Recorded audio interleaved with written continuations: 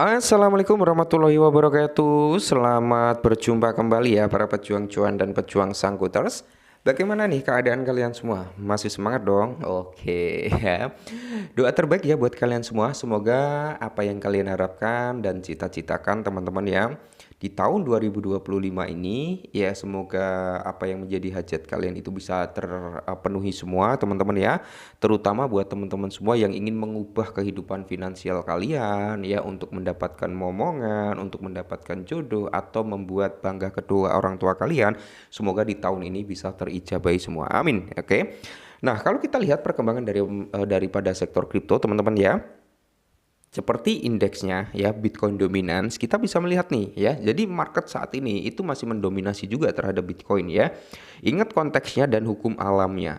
Saat Bitcoin dominance itu tinggi ya, kita bisa melihat tuh price daripada Bitcoin menguat atau melemah. Kalau menguat ya ikut dia naik, altcoin itu akan mengalami penurunan. Tapi kalau Bitcoinnya konsolidasi atau sideways teman-teman ya, itu ya altcoin juga akan apa ya, naik turunnya nggak terlalu ekstrim juga. Tapi kalau Bitcoinnya dump, Bitcoin dominasinya tinggi ya, kita akan melihat palung Maria buat altcoin gitu kan. Nah, terus kalau kita lihat indeksnya Ethereum teman-teman, untuk dominasinya berada di area 87, ada penurunan sekitar 1%. Untuk yang lainnya sekitar 30,5, ada sedikit recover sekitar 0,85%.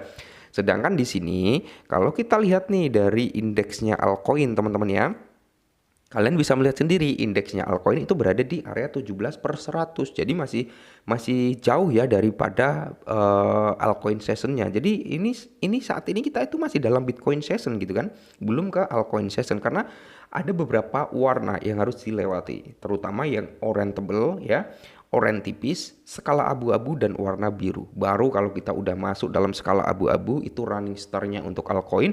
Masuk dalam skala warna biru, baru alt season terjadi. Ya, indeksnya masih jauh lah ya. Mungkin nanti kalau udah di area 80, nah itu mulai alt season terjadi kapan? Nggak ada yang tahu juga. Semoga tahun ini gitu teman-teman ya. Nah, kali ini kita akan membahas 3 meme coin, yaitu Weave, Floki, dan Bong, teman-teman. Dimana ketiga meme coin ini ya, itu mendapat dukungan juga nih ya, atau mendapat fitur baru, atau meningkatkan koin meme utama. Jadi, Binance itu meningkatkan koin meme utama, Weave, Bong, dan Floki dengan pembaruan baru. Nah, ini menarik nih teman-teman ya, sedikit dukungan lah daripada Binance. Dan semoga saja Weave, Bong, Floki ini bisa mengalami kenaikan ya secara konsisten gitu teman-teman ya. Kita ketahui supply terendah itu dipegang oleh Weave. Kedua dipegang oleh Floki sekitar 10 triliun ya. Ketiga ada Bong. Teman-teman di sekitar berapa tadi ya, 80 triliunan atau berapa gitu kan.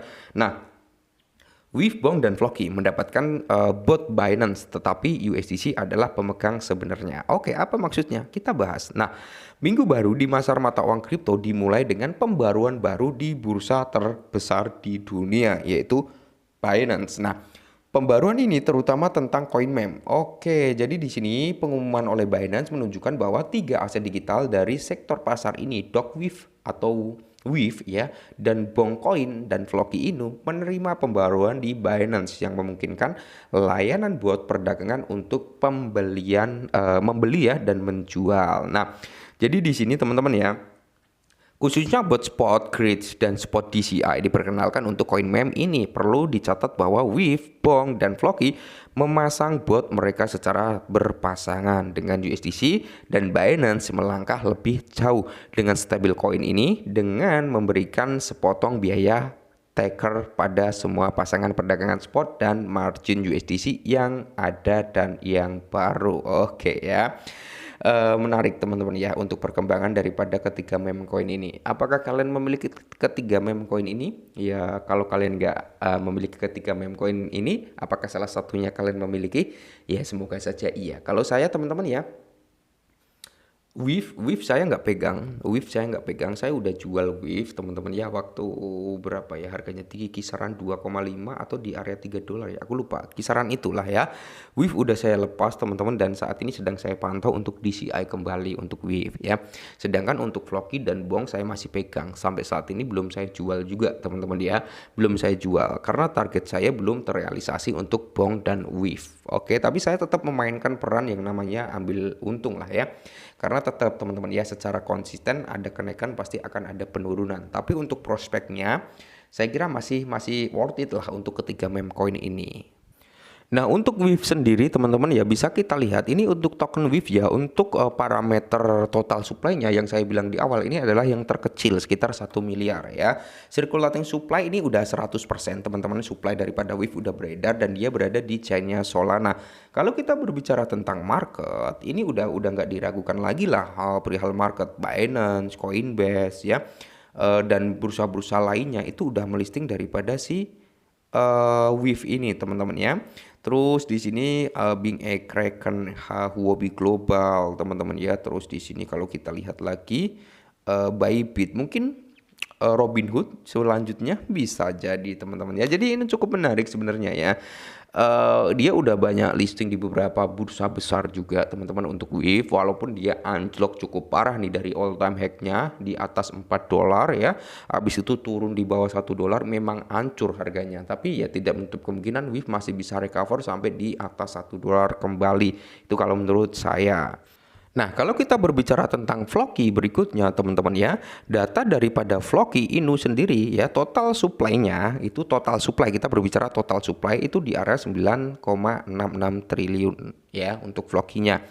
Ya, ini dia udah ada di beberapa chain teman-teman seperti di BNB, Ethereum ya. Ini udah ada di chainnya dia di Ethereum sama BNB. Nah, kalau kita berbicara market teman-teman ya, kita berbicara market di sini udah market gede juga yang listing Binance, Coinbase, OKX ya kan, dan beberapa bursa lainnya seperti ada Huobi Global. Kayaknya kalau kita berbicara crypto.com, Kraken ini belum ya. Oh, Kraken udah, sorry. Kraken udah, toko kripto udah, Indodax juga udah di sini. Terus kalau kita lihat Bybit, Bitfinance ya, ya mungkin Robinhood berikutnya bisa jadi bro, ya kayak gitu bro. Ya semoga saja Floki ini bisa kembali ke harga tertingginya dan membuat all time high baru. Karena para pemegang Floki ini masih optimis nih, Floki bisa di area one cent dream. Semoga saja teman-teman ya. Dan berikutnya di sini ada Bong Coin teman-teman ya. Untuk Bong sendiri total supply-nya yang paling banyak ya, sekitar 88,85 triliun token Bong teman-teman ya.